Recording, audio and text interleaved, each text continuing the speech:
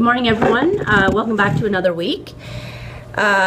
Please make sure you check the grades tool on the nav bar so that you can see your grades and your feedback on assignments that have previously been submitted.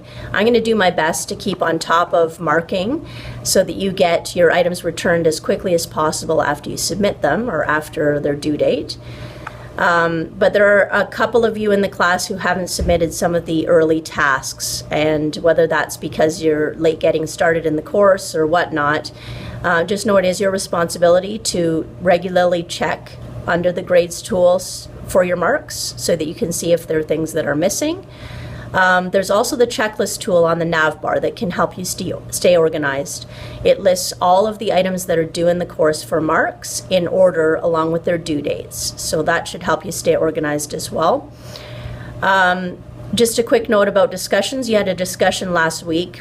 Note with discussions, I'm looking for you to share with your classmates and also to learn from your classmates. So I'm looking for you to do three things. The first is to reply to the discussion prompt according to the expectations of that assignment. And remember that in order to do well on a discussion prompt, you're looking to make connections with the course concepts, to give examples, to give more detail, to include a source for your ideas, that type of stuff. But also with discussions, I'm looking for you to read all of your classmates' posts. You never know what you can learn from.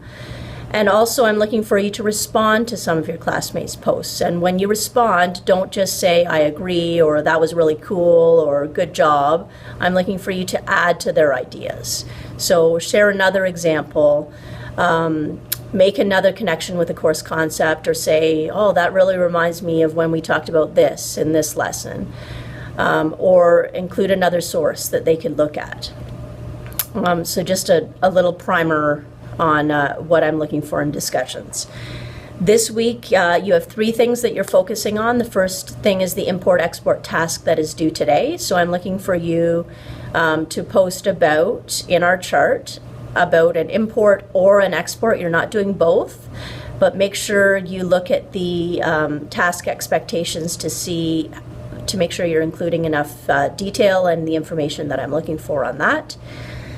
On Wednesday, you have the forces assignment that is due. So for this assignment,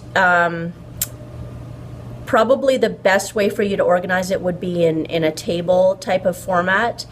You don't really need to creatively display this assignment, but I'm looking for you to include details and examples. So if you don't have a lot of background information on this may be an area where you want to do some research to find possible examples of the different forces and include that in your chart. So in order to get a good mark, I'm looking for you to concisely display your information, to include examples, and to attractively format your table in your document.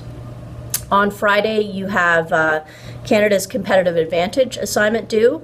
And in this assignment, I'm looking for an audio file in which you're presenting a very short and concise description of the assignment expectations. So I'm looking for you to nail your details down in a concise way.